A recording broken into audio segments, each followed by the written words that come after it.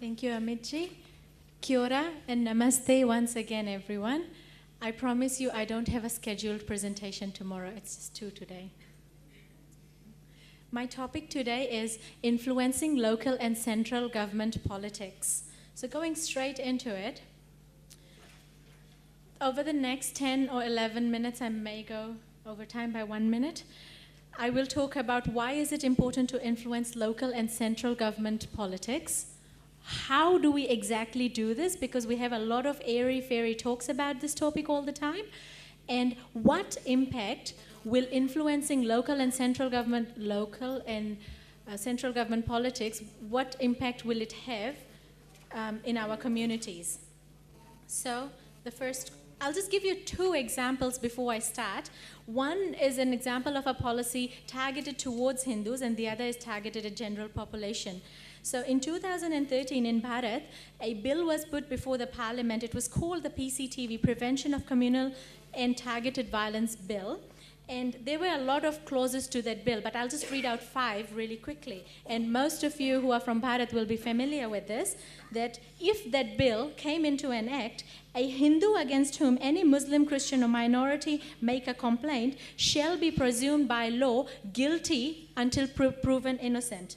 An accused Hindu shall have to be immediately arrested, and the arrest would be non-bailable. This law can be only invoked by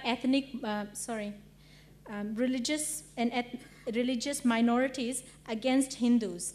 And the accused Hindu shall not be informed who has laid this complaint against them. Another part of this act was a minority is not required to give any evidence even to support what they have alleged against the Hindu. So obviously this bill didn't come into act, but this is an example of how politics and policies can be targeted towards Hindus. The next one is an example from outside of Bharat. In Ireland, abortion is illegal in a number of countries in the world, and in Ireland, it is illegal unless it occurs as a result of a medical intervention performed to save the life of a mother. So the photo you see is of a lady of an Indian origin who lived in Ireland. She was married, she was healthily pregnant, and in week 17 of her pregnancy, there were some complications. Her fetus started dying, and all that she needed was an abortion, but she was refused one because Ireland is a Christian country and they do not allow abortions in Ireland. So that girl there lost her life only because Ireland is a Christian country. So this is an example of how politics, which sets the policies of your world, affects masses of population. So not just Hindus. She's not the first lady in Ireland to lose her life because she wasn't given an abortion. So therefore, it is important for current and next generation of Hindus to know how to influence policies in order to safeguard the interest of our Hindu community and the wider society as well. So those of you who are looking for a textbook answer, we will put this slide up somewhere. You don't have to scribe, but underlying principles of influencing lie in the power of hardwiring, liking, evidence, time, economic rationality, and whether the person who is making the decision, which is your politician, are they being rational or emotional at the time they are making the decision. So with that textbook framework, I will discuss how Hindus, and particularly youth, have been part of efforts in influencing local and central government policies in New Zealand. So the first thing to do in order to influence local and central government politics, you have to make yourself visible and showcase your capability.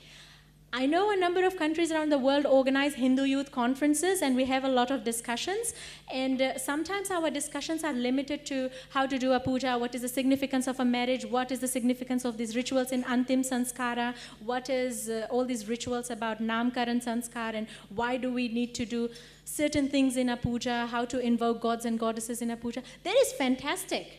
That is really good. We need to teach our children that, and we need to have these conversations, but in order to strategically position Hindu community in mainstream, maybe those discussions can be limited to the temple, or at our recreational centers where Hindus are interacting. When you're organizing national conferences, like Simran gave an example earlier, invite prime ministers, minister for youth, and depending on what your topic is, if your topic is environment sustainability, then think Minister for Environment. Invite the Human Rights Commission. So think strategic. In New Zealand, there's an Office of Ethnic Affairs. There's an Ethnic Peoples Advisory Board. So we are thinking, invite the chair. If not the chair, request them to send a representative.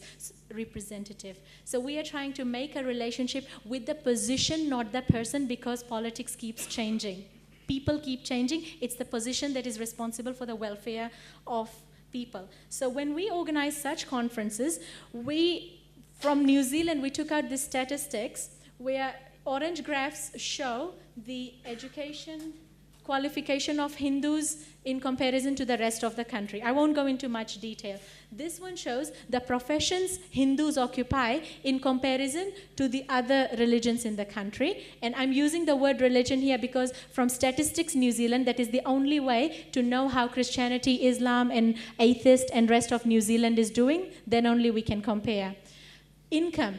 And then, so if you notice the first slide that I put up, Hindus had came out really high in education, but they came quite low in terms of high income. The last graph, rest of New Zealand earns more than Hindus do. So this is the principles that I was talking about, principles of influencing. This is the power of evidence. Invite people, show them who you are, where you are, show them that you are capable of doing these things. In New Zealand, 2009, we organized the first National Hindu Youth Conference. Human Rights Commission was there, they saw it. They saw it in the morning. By lunchtime, they promised that they will give $7,000 scholarship every year to Hindu Youth New Zealand for 2 people to attend a 3-week self-development course. So since 2009, we've been sending people. Nitika's been on the course, and when we go back to New Zealand, Murli is our next candidate going on that outward bound course on a Human Rights Commission scholarship. After that conference, Department of Foreign Affairs and Trade in New Zealand invited Hindu Youth New Zealand to be part of a government delegation going to Asia Pacific region. So, because we made ourselves visible and we showed them our capability. We told them that we can sit around the table and talk with you in the same language. Second thing, participate in processes that influence policy. Stand for election, vote, and make submissions. I'll give you 4 really quick examples of how New Zealand has achieved success through making submissions. Please take note of time as I give you the 4 case studies now. So in 2009, Human Rights Commission asked all New Zealanders, should religious education be part of school curriculum? What did Vishwa Hindu Parishad answer? We answered no. You listened to Krishna's presentation this afternoon. Hindu Dharma is not a religion. So this wasn't in the interest of Hindu community. We answered no. We said, instead, young minds should be taught spirituality, moral values, and ethics. Introductory knowledge about all major religions is fine, but religious observance, we strongly opposed it. Religious education, by the way, did not become mandatory in schools. I'm not saying Vishwa Hindu Parishad's submission made all the difference, but it contributed to making the difference. And we also gave a solution. Like, solution is teach young minds all of these things, spirituality, moral values, ethics, and introductory knowledge. So try to give solutions as well. Don't just oppose. Think of solutions, because sometimes even Human Rights Commission is looking for solutions. So in 2011, there was another document out, another question, should workplaces do religious observation in the workplaces? Now you know the answer, I won't ask you. We made a written submission, and we made an oral presentation on the topic religion and state when this particular document was launched. Now the thing is, you make submissions, it's not to say everything's gonna go your way all the time. But the point is, success or not, take whatever you get. Most important thing is that do not change your position statement. Today, Hindu Dharma is not a religion. Tomorrow, it becomes a religion because it works in your favor. It doesn't work that way. Define your position statement. And in our case, Hindu identity equals Hindu Dharma, or identity of our civilization.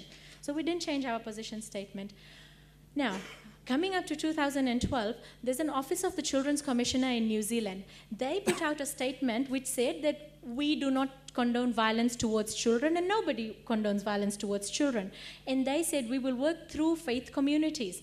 So they went to churches, and churches came and signed the statement, mosques came, all gurudwaras, Buddhist monasteries came and signed the document. Hindu Council, or VHP New Zealand, again said, we don't condone violence towards children, but we can't sign it because we are not a faith community. So did you see, we've been saying the same thing since before 2009, and we've been making submissions, and it's been so many years, but our position statement hasn't changed. And for the first time, Office of the Children's Commissioner recognized Hindu community as a dharmic community, and this is what they put out, that Hindu Council of New Zealand endorses the initiative because we didn't condone violence towards children. The Hindu Council have chosen to write their own statement, which includes the declarations made in the national statement, but also contain reference to Hindu philosophy and scriptures. And our statement on our letterhead and the Office of Children's Commissioner statement sits side by side on their website today. And just a last one. We noticed in New Zealand, because this is outside of Bharat, a Western country, Kiwis like celebrating Diwali. They bring a plate, they turn up with butter chicken, and they bring a bottle of wine because they're being culturally appropriate, right? They brought Indian food. Butter chicken is Indian. But anyway, we noticed it. So like I said, crying about things or protesting about things doesn't always help. What is the solution? So New Zealand Hindu Students Forum and VHP New Zealand team got together. They put up a brochure, a guide. We've got lots of copies of this. I'll put it out tomorrow when I go back to my room. I've got about 100 copies. You can take a copy. This guide was made on how to celebrate Deepavali in an authentic way in your workplace. So you don't have to have a Hindu in your workplace to organize a Deepavali function. There's a guide, follow it, and organize Deepavali in your office. Any Hindu organization can do it. Now think strategic. Then we went to the Human Rights Commission. New Zealand Hindu Students Forum does not hold the responsibility of distributing it. Today in New Zealand, Human Rights Commission makes this guide available. So if any office is any workplace is trying to find out how to celebrate Deepavali in an authentic way, we just say Human Rights Commission has made this guide available and send a link which is from HRC's Human Rights Commission's website. Secondly, New Zealand Hindu Students Forum went to the New Zealand Police Headquarters in the capital city of New Zealand and asked if we could use their premises to celebrate the Deepavali function and launch this document there. Surprisingly, the Commissioner of Police of New Zealand Police attended the event and he launched the guide too. So a bunch of Hindus in a room may say whatever's written on that piece of paper. However, Human Rights Commission endorsing it and the document being launched by New Zealand Police carries some weight. So think strategically. So it's not that hard once you've seen these solutions and what New Zealand has achieved, I guess. But the 4 key points to remember is focus on the outcome, identify the key players, neutral like Human Rights Commission, police, Office of Ethnic Affairs, people's advisory panels, who are the chairs, and like I said, make relationships with the positions, not the people. Develop your action plan and do stakeholder profiles. Everyone has their own goals and objectives. When you've got stakeholder profiles, then you can start identifying where is the overlap, where you have enough resources, and then you see what you have and what's the gap, and you mobilize your resources there. What impact will all this work have? It will help safeguard the interest of your community. And you also get recognition. Hindu Council of New Zealand, which is Vishwa Hindu Parishad, has been given a consultative status by the Economic and Social Council of the United Nations, and we are very proud of it. And to conclude, I would like to say that the responsibility to create a safe world for Hindus as well as other civilizational, tribal, indigenous, and all societies of the world sit with the youth. Influencing policy is one of the most effective ways of improving outcomes for the masses.